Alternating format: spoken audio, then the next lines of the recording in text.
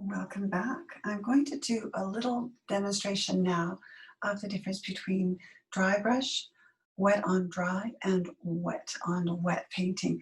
I've got my 3 wells prepared, so I've got my primary colors there, and those are the only ones that I'm going to use. Put this over here.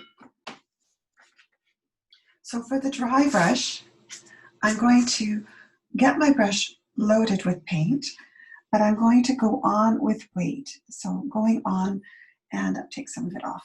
You can see it, I go on and my brush changes shape. So I'm going on, putting a thin layer of paint across there. Rinse my brush, dry my brush, go in with another of the primary colors. And I'm going to do the same thing, go across. And when I'm pressing fairly hard with my brush, it's not, the paint doesn't come off very much, so it makes it more of a dry brush. And then I'm going to connect these two. So you see there's minimal movement happening because my paint is already quite dry. Rinse my brush, dry my brush, go on with the blue.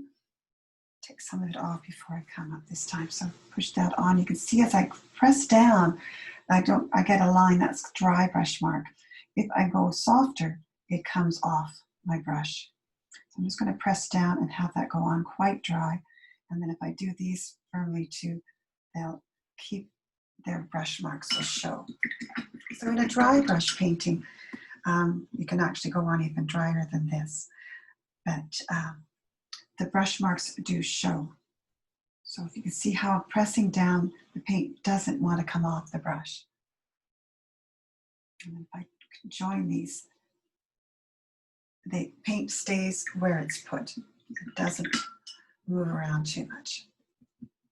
If I do wet on dry, by contrast, if I go in with my brush and it's very, very wet, and I go on and I'm just laying it on, to see how my brush is not changing shape. I'm just using it to drop some paint on there.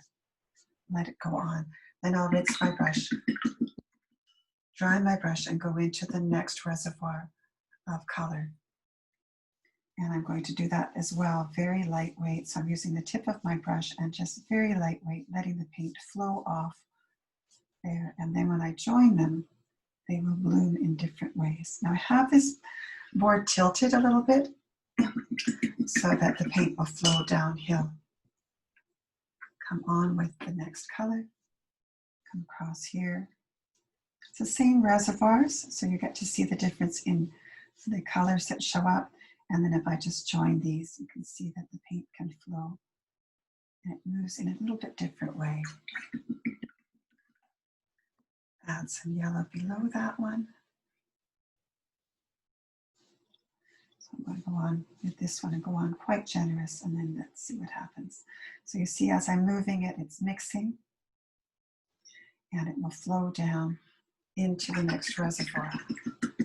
So this has much more control. This has less control, but still fairly good control, because you can control how much water you put on. I'm going to go on and get this really, really wet. I want you to see what happens when it's really wet. It's nice to notice too that it doesn't go anywhere until you give it a road to travel on. It's sitting there just fine. It's not going to flow down the paper or cause me any troubles unless I give it somewhere to go. So I have to have water for it to flow into. So it's attracting its own water. So if I join these, you can really see it moving. This is really something, if you just want to put paint on paper and enjoy the process, this is a fun one to do. You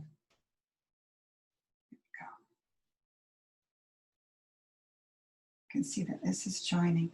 And as this moves down, we'll get a mixture of all of the colors. So you can see in here that I've got sort of purpley moving in there. The yellow is moving down in. So we've got the tertiary colors showing up, and it can be quite fun to do. Whereas in this one, you're going to get what's there. Whatever you do is what shows up. This one, we have the accidental things happening from the watercolor itself. So more like a lecture and a conversation over here. And the wet on wet, by contrast, is more like, what will it be like? I guess it's more like a free-for-all. Things just move. So I'm just putting a thin layer of water over this one to start so it can go on as a wet on wet. I'll put it quite a ways down.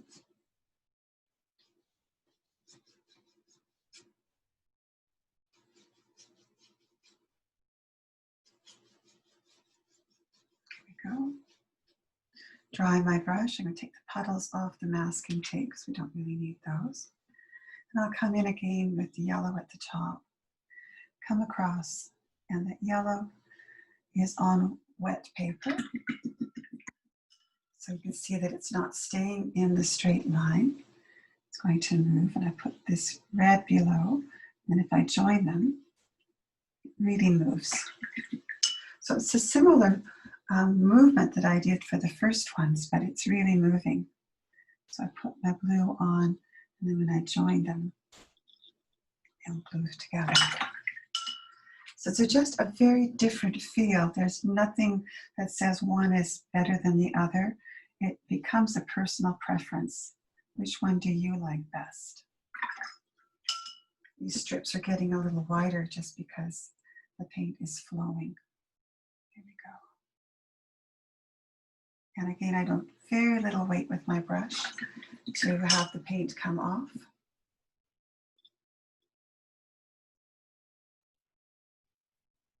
I just move those together.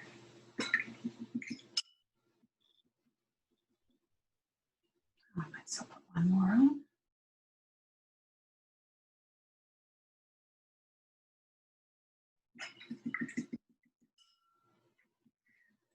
Well, I've got you here. You see this is very wet still.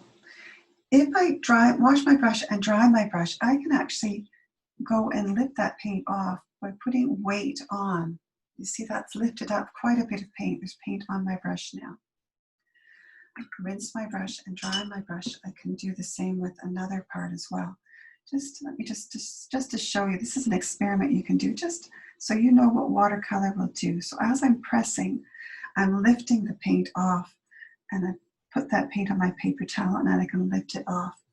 And what that does is it creates a vacuum, and all the paint will move towards that. So you see how this one it evened itself out because the paint wants to be flat. Water wants to go flat. And the color, the richness of color, though, the diversity of color is much more apparent in the wet on dry than it is in either of these. These ones, because water, it wants to flow together, but also the water will create a barrier to stop things from mixing. Whereas here on this one, we've created these little channels and allowed it to flow in. So it's just a little look at what watercolor can do. It can be a lot of fun, but just a good experiment to do to help you become familiar with the range.